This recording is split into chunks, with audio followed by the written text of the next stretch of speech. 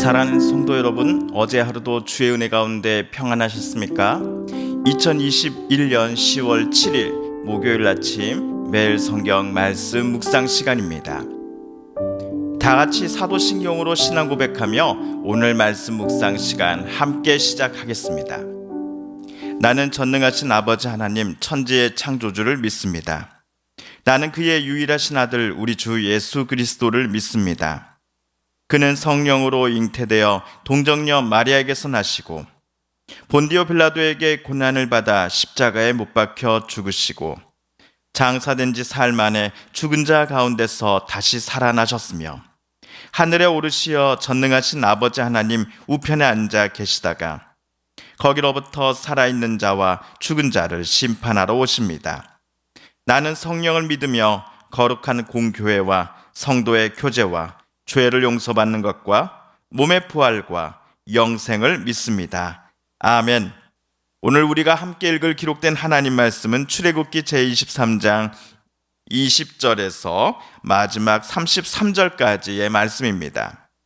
구약 117쪽경에 있는 출애굽기 제23장 20절에서 33절까지의 말씀입니다. 내가 사자를 내 앞서 보내어 길에서 너를 보호하여 너를 내가 예배한 곳에 이르게 하리니 너희는 삼가 그의 목소리를 청종하고 그를 노엽게 하지 말라.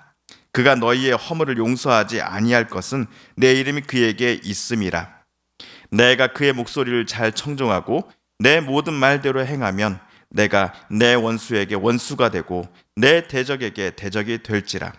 내 사자가 내 앞서가서 너를 아모리 사람과 헷 사람과 브리스 사람과 가나안 사람과 히윗 사람과 여부스 사람에게로 인도하고 나는 그들을 끊으리니 너는 그들의 신을 경배하지 말며 섬기지 말며 그들의 행위를 본받지 말고 그것들을 다 깨트리며 그들의 주상을 부수고 내 하나님 여호와를 섬기라. 그리하면 여호와가 너희의 양식과 물에 복을 내리고 너희 중에 병을 제하리니 내 나라에 낙태하는 자가 없고 임신하지 못하는 자가 없을 것이라.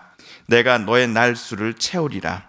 내가 내 위엄을 내 앞서 보내어 내가 이를 곳의 모든 백성을 물리치고 내 모든 원수들이 내게 등을 돌려 도망하게 할 것이며 내가 왕벌을 내 앞에 보내리니 그 벌이 히위 족속과 가나안 족속과 헷 족속을 내 앞에서 쫓아내리라.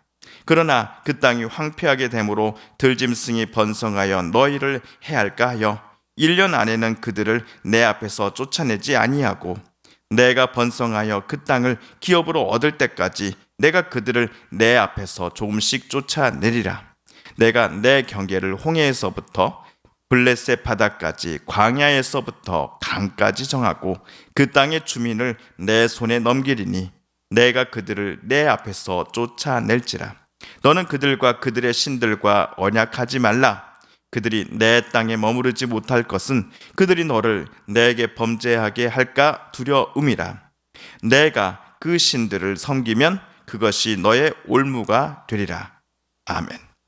어제 읽은 18절 19절 본문은 3대 절기와 관련하여 4가지 추가 규정들이 소개되어 있었습니다. 그 규정들을 통해 하나님은 이스라엘 민족의 거룩함을 강조하셨습니다. 가나안 땅에 들어가 살게 되면 그들이 원주민들의 삶과는 구별되는 삶을 살아가기를 하나님은 원하셨습니다. 죄와 욕망이라고 하는 누룩의 영향을 받아 함께 썩어가는 민족이 아니라 생명의 향기를 드러내는 거룩한 하나님의 백성으로서 늘 살아갈 것을 주님은 이스라엘에게 요청하셨습니다. 한편 오늘 우리가 읽은 본문은 이스라엘 백성들이 약속의 땅에 들어가게 되었을 때 반드시 해야 할 일들에 대해 기록해 놓았습니다. 먼저 20절 그리고 21절을 세 번역으로 제가 다시 한번 읽어보겠습니다. 이제 내가 너희 앞에 한 천사를 보내어 길에서 너희를 지켜주며 내가 예비하여 둔 곳으로 너희를 데려가겠다. 너희는 삼가 그 말에 순종하며 그를 거역하지 말아라. 나의 이름이 그와 함께 있으므로 그가 너희의 반역을 용서하지 않을 것이다. 우리가 가진 성경 20절에서는 내가 사자를 내 앞서 보내요 라고 쓰여져 있습니다. 그래서 어떤 학자들은 여기서 사자를 이스라엘 백성의 지도자라 할 수 있는 모세 그리고 여호수아를 지시하는 단어다라고 주장하기도 합니다. 반면 새번역 성경에서는 사자라는 단어를 천사로 번역해 놓았습니다. 천사는 천상의 존재로서 하나님께로부터 고난을 위임받은 하나님의 심부름꾼이라 생각하셔도 무방하겠지요. 그렇다면 사자 또는 천사라고 하는 이 두 주장 중에서 어느 쪽이 더 타당하다라고 우리 생각할 수 있을까요? 그들이 이스라엘을 보호하여 하나님께서 예비하신 곳에 다다르게 한다는 점에서 저는 천사가 더 적절한 번역이 아닐까 싶습니다.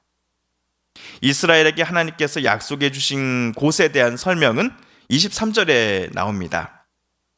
나의 천사가 너희 앞에서 너희를 아모리 사람과 헷 사람과 브리스 사람과 가나안 사람과 히윗 사람과 여부수 사람이 있는 곳으로 인도할 것이다.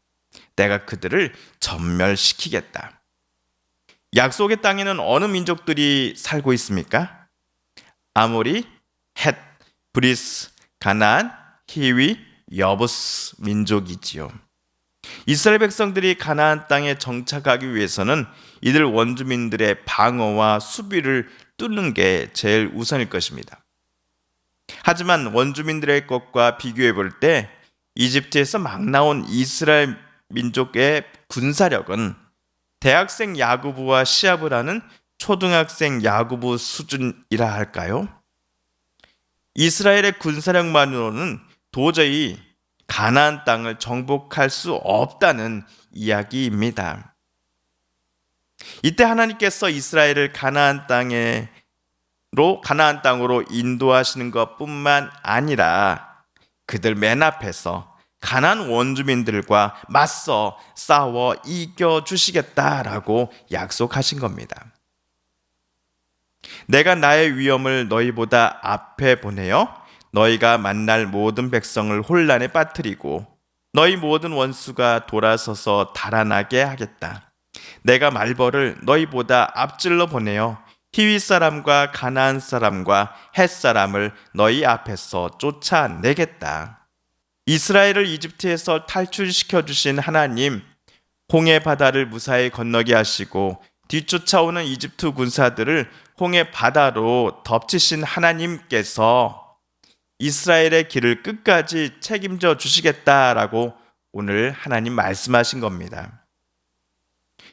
물론 이스라엘의 가나안 땅 정복과 정착은 시간을 꽤 두고서 이제 완료되고 진행될 것입니다.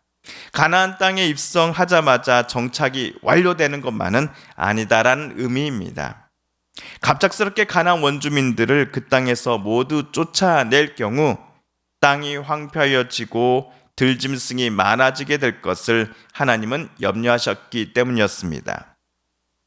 애굽에서 이스라엘 탈출시키시고 홍해바다 건너게 하시며 광야를 지나 가나안 땅에 정착하며 살아갈 때까지 모든 순간 속에서 하나님은 이스라엘과 늘 함께 하시며 그들의 편이 되시기를 기뻐하셨습니다.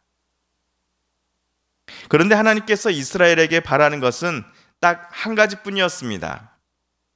이들 원주민들이 살고 있는 가나안 땅으로 이스라엘 백성들을 이끌어가는 하나님 천사의 목소리에 이스라엘은 반드시 순종하라는 것이었습니다. 천사들이 모세와 이스라엘에게 들려주는 목소리는 다름 아닌 하나님의 뜻일 것입니다. 하나님과 이스라엘 백성들 사이에서 맺은 언약의 정신에 따라 이스라엘이 하나님의 뜻대로 생각하고 말하며 행동하라라는 천사의 외침에 이스라엘이 순종할 것을 의미일 것입니다. 먼저 24절과 25절 전반부를 세 번역으로 제가 다시 한번 읽어보겠습니다. 너희는 그들의 신들에게 엎드려서 절을 하여 섬기지 말 것이며 그들의 종교적인 관습을 본받지 말아라. 신상들을 다 부수고 그들이 신성하게 여기던 돌 기둥들을 깨트려 버려라. 너희는 주 너희 하나님 나만을 섬겨야 한다. 그리고 32, 33절입니다. 너희는 그들과 언약을 맺지 말아라. 그들의 신들과도 언약을 맺지 말아라. 너희는 그들을 너희 땅에서 살지 못하게 하여라. 그렇게 하지 않으면 그들이 너희를 유혹하여 나에게 죄를 짓게 할까 염려가 된다. 너희가 그들의 신들을 섬기면 그것이 너희를 잡는 덫이 될 것이다. 24, 25절 그리고 32, 33절 모두 이스라엘이 가나안 땅에 들어가 살게 될 때에 그들은 오직 하나님만을 섬겨야 함을 강조하고 있습니다. 하나님께서 이스라엘이 원주민과 계약을 맺으며 사는 것을 금하셨던 이유는 이스라엘이 하나님을 버리고 원주민들의 신들을 섬기게 될 것임을 하나님은 예상하고 계셨기 때문이었습니다. 이스라엘이 하나님의 말씀을 거역하고 순종하지 아니하면 그들의 반역을 절대로 용서하지 않을 것임을 하나님은 분명히 경고하고 계십니다.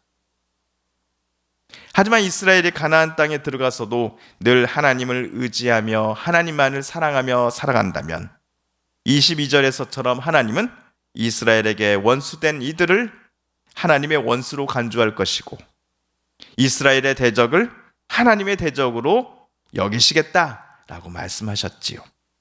또한 25절 중반부부터 26절까지에 나오는 것도 약속을 하셨습니다. 그러면 내가 너희에게 복을 내려 빵과 물을 주겠고 너희 가운데서 질병을 없애겠다. 너희 땅에 낙태하거나 임신하지 못하는 여자가 없을 것이며 내가 너희를 너희 수명대로 다 살게 하겠다. 그렇다면 이스라엘은 하나님의 기대와 바람대로 가나안 땅에 들어가서도 오직 하나님만을 경외하며 하나님 뜻대로 살아가기를 기뻐하였을까요?